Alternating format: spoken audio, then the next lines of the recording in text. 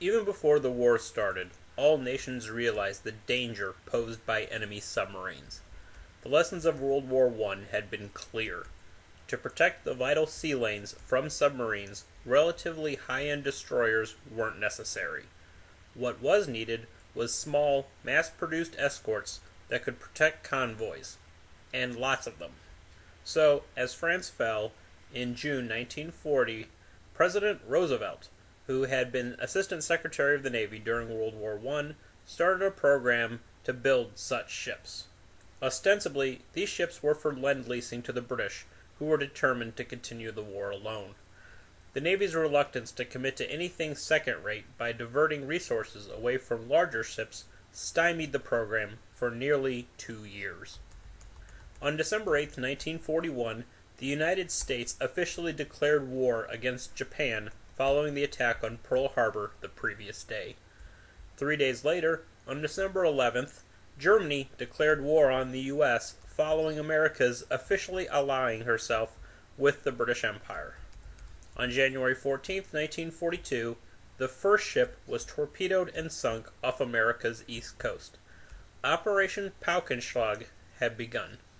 As losses quickly began to mount, it was accepted that sub-hunting convoy escorts were needed, and the Destroyer Escort, or DE program, was started in force. To speed production, engine and armament was basically off the shelf, using whatever could be scraped together.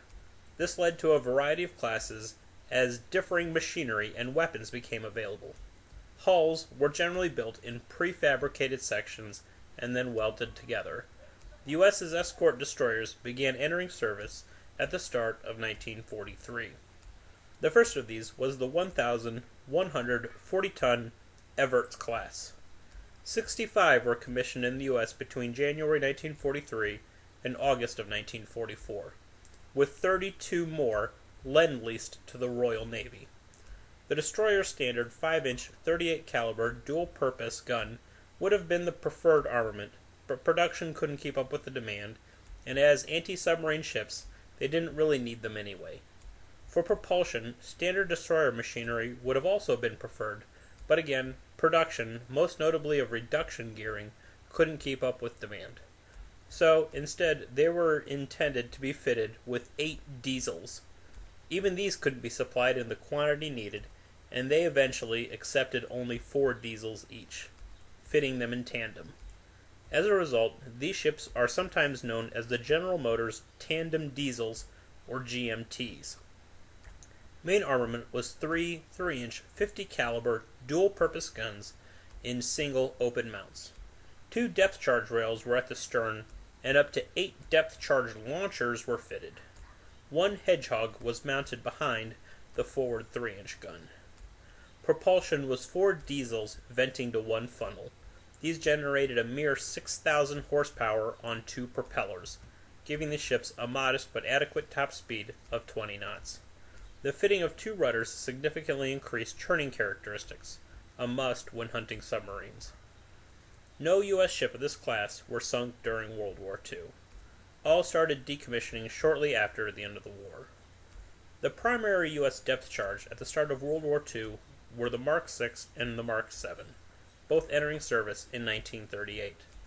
The Mark VI was a 420-pound weapon with a 300-pound TNT warhead.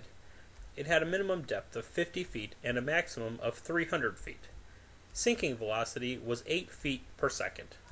As the war went on, newer versions appeared. These included reducing the warhead weight to 200 pounds of TNT so that a lead weight could be fitted, which increased their sinking velocity to 12 feet per second. Maximum depth was also doubled to 600 feet. This lighter weight depth charge was mostly used on the Mark VI K-gun depth charge launcher, which could fire them from 60 to 150 yards. The Mark VII was the normal depth charge rolled off ships at the start of World War II. Total weight was 745 pounds with a 600-pound TNT warhead.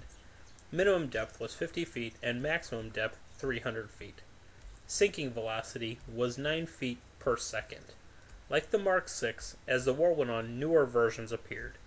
These included reducing the warhead weight to 400 pounds of TNT so that a lead weight could be fitted, which increased their sinking velocity to 13 feet per second.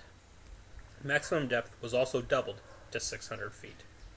In 1943, a new depth charge entered service, the Mark 9.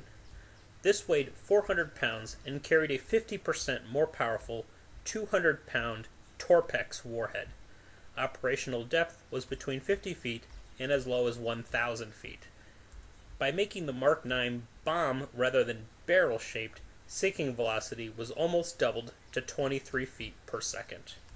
Another giant leap was the introduction in 1942 of Hedgehog. Whereas conventional depth charges were set to explode at a preset depth, crushing the sub with a pressure wave, Hedgehog had to actually hit its target. This removed the guesswork as to whether a sub had been hit or not. Also, most destroyers lost contact with their submerged target as they passed over it. The loud banging sound of the depth charge also disrupted tracking of the sub. Hedgehog allowed the prosecuting ship to remain in contact with its target until it was sunk.